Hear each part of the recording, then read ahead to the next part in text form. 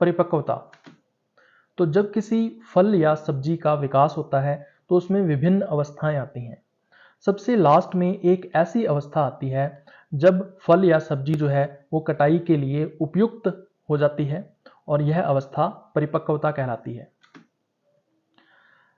ये जो परिपक्वता है वो ये सुनिश्चित करती है कि पकने के बाद या फिर कटाई के समय जो है वो उसके वांछित गुणवत्ता वाले लक्षण जो हैं वो उसमें विकसित हो चुके हैं। जैसे उसका स्वाद परिवर्तित हो जाता है, बनावट में परिवर्तन आ जाता है, आकार जो है वो बड़ा हो जाता है, जो रंग है पर्णहरित के नष्ट होने से वो परिवर्तित हो जाता है। इसके अलावा जो पोषण मूल्य हैं जैसे कि उसमें कार्बोहाइड्रेट्स, विटामिन्स हैं, प्रोटीन है या फैट है, उनकी मात्रा जो है वो बढ़ जाती है।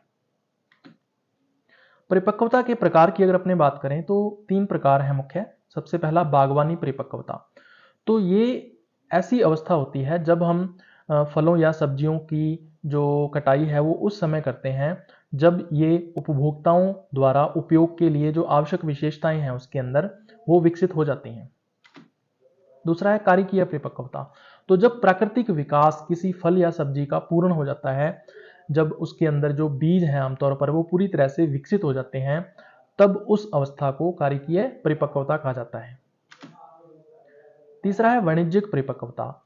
तो ये वह चरण होता है जब हम फलों या सब्जियों को उस समय पर उसकी कटाई करते हैं जब ये विपणन के लिए या शेल्फ लाइफ उसकी देखी जाती है और परिवहन क्षमता देखी जाती है और उपभोक्ता वरीयता जो है उसको देखा जाता है। तो उसके बीच में संतुलन के लिए जब हम जिस अवस्था पर फल या सब्जी की कटाई करते हैं तो उसको वाणिज्यिक परिपक्वता कहा जाता है।